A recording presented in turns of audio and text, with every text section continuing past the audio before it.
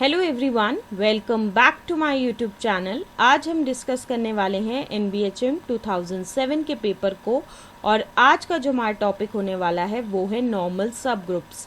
तो बेसिकली आज हम NBHM 2007 के उस क्वेश्चन को सॉल्व करेंगे जो रिलेटेड है नॉर्मल सब ग्रुप से।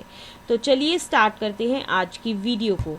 आज का हमारा क्वेश्चन है which of the following subgroups are necessarily normal subgroups. तो इस केस में हमें कुछ सब ग्रुप्स गिवन होंगे और हमें देखना है कि उनमें से कौन कौन से जो हैं वो नॉर्मल सब ग्रुप्स हैं। सबसे पहले पार्ट ए में जो गिवन है वो है kernel of a group homomorphism. Part B में जो हमें गिवन है वो है सेंटर ऑफ अ ग्रुप और पार्ट सी में हमें गिवन है the subgroup consisting of all the matrices with positive determinant in the group of all the invertible n cross n matrices with real entries under the matrix multiplication। तो ये तीन parts में हमें तीन सब groups given है और हमें देखना है कि इनमें से कौन कौन से जो हैं वो नॉर्मल सब ग्रुप्स है। तो चलिए डिस्कस करते हैं इस क्वेश्चन के सोल्यूशन को, और सोल्यूशन को डिस्कस करने से पहले हम डिस्कस करेंगे डेफिनेशन ऑफ नॉर्मल सब ग्रुप। इसमें क्या होता है कि एक सब ग्रुप है H, एक ग्रुप G का, उसे हम ये कह सकते हैं कि वो जो है वो नॉर्मल सब ग्रुप होगा G का अगर वो सेटिस्फाई करता है इस कंडीशन को, that is AH is equal to HA for all A belongs to G। So this is the definition of normal subgroup. Next हम जो डेफिनेशन डिस्कस करने वाले हैं वो है नॉर्मल सब ग्रुप टेस्ट। इसमें क्या होता है कि एक सब ग्रुप है H G का, उसे हम ये कह सकते हैं कि वो नॉर्मल होगा G के अंदर if and only if X H X inverse जो है वो सबसेट हो H का for all X belongs to G। इसको अदर वर्ड्स में हम ऐसे भी कह सकते हैं that is X H X inverse जो है वो बिलोंग करेगा H के अंदर for all X belongs to G and small h belongs to capital H। Okay, अब हम आते हैं आज के पार्ट ए की तरफ, और पार्ट ए को डिस्कस करने से पहले हम डिस्कस करेंगे कुछ डेफिनेशंस को जिनको हम यूज़ करेंगे जब हम सॉल्व करेंगे पार्ट ए को। सो सबसे पहली डेफिनेशन जो हम डिस्कस करने वाले हैं वो है ग्रुप होमोमॉर्फिज्म। इसमें क्या होता है कि G1 under the binary operation circle और G2 under the binary operation star, ये दो ग्रुप्स हैं। एक मैपिंग है F जो कहाँ से है, G1 under the binary operation circle से जाती है G2 under binary operation star की तरफ। इस मैपिंग को हम कह सकते हैं कि ये जो है वो ग्रुप होमोमॉर्फिज्म है अगर ये सेटिस्फाई करती है इस कंडीशन को, that is F of X circle Y is equal to हो F of X star F of Y for all X Y belongs to G1। So this is the definition of group homomorphism। Next जो हम definition discuss करने वाले हैं वो है kernel of group homomorphism. इसमें क्या होता है कि हम मान के चलते हैं F जो है वो एक मैपिंग है कहाँ से कहाँ की तरफ, G से G डैश की तरफ, और ये मैपिंग क्या है, एक ग्रुप होमोमॉर्फिज्म है।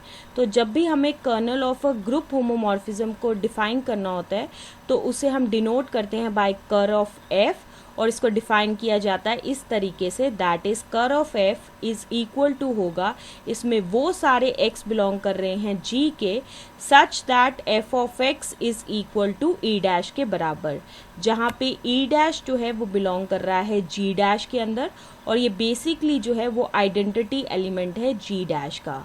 नेक्स्ट जो है वो एक इम्पॉर्टेंट रिजल्ट को हम डिस्कस करेंगे जो बहुत ही ज़्यादा इम्पॉर्टेंट है जब हम सॉल्व करेंगे इस पार्ट ए को, और वो रिजल्ट क्या है, दैट इज अगर F जो है वो एक मैपिंग है G से G डैश की तरफ, और वो मैपिंग कैसी है, वो एक होमोमॉर्फिज्म है, तो हम ये कह सकते हैं that is F of X का इनवर्स इज इक्वल टू होगा F ऑफ X इनवर्स के बराबर होगा। सो this is the important result.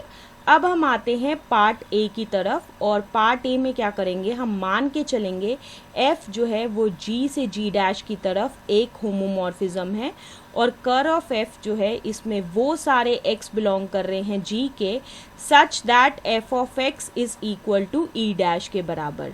अब हमें जैसे कि पार्ट ए में क्या शो करना है कि कर ऑफ F जो है वो एक नॉर्मल सब ग्रुप है G का, तो उसके लिए हमें क्या प्रूव करना है कि एक्स एच एक्स इनवर्स जो है वो बिलोंग करेगा कर ऑफ एफ में for all x belongs to G and H belongs to ker F. Okay, तो हम मान के चलेंगे कि x जो है वो g के अंदर है और h जो है वो बिलोंग कर रहा है कर ऑफ f में।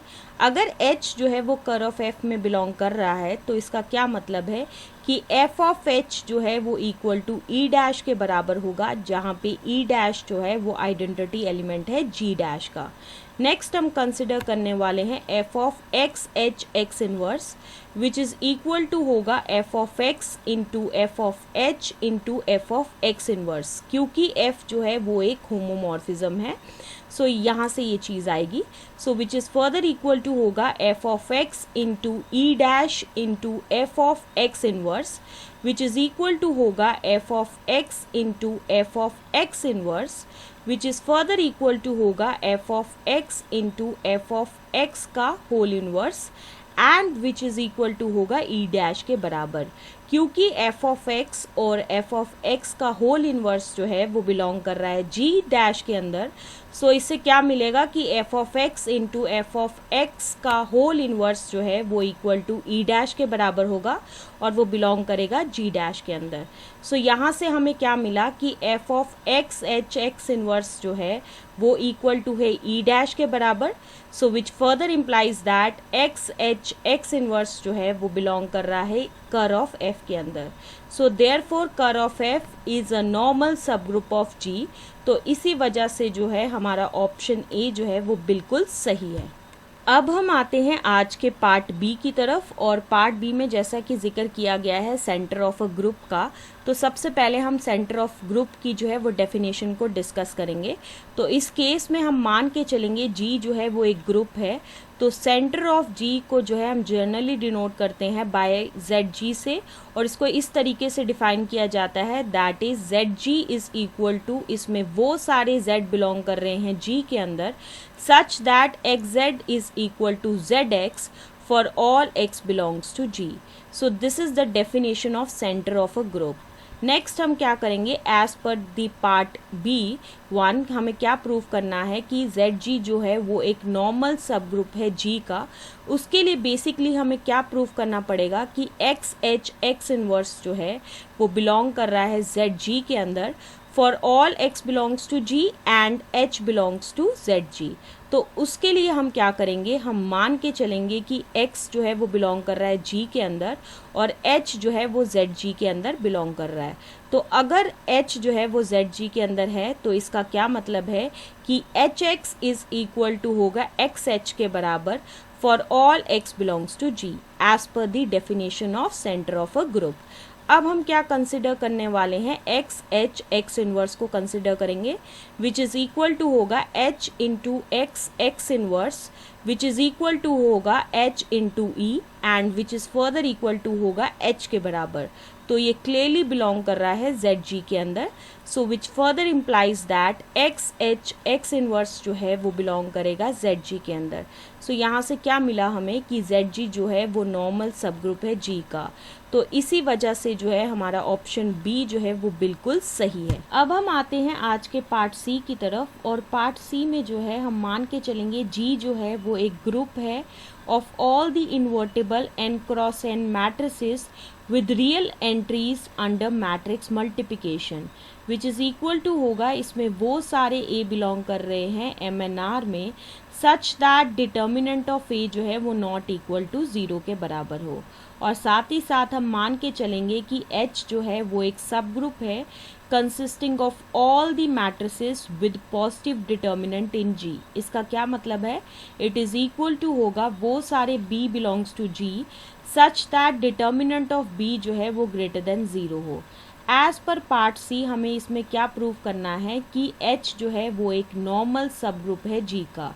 तो उसके लिए हम मान के चलेंगे कि A जो है वो बिलोंग कर रहा है G के अंदर और साथ ही साथ B जो है वो बिलोंग कर रहा है H के अंदर। अगर B जो है वो बिलोंग कर रहा है H के अंदर तो इसका क्या मतलब है कि डिटर्मिनेंट ऑफ B जो है वो ग्रेटर देन 0 होगा और साथ ही साथ B जो है वो बिलोंग करेगा G के अंदर।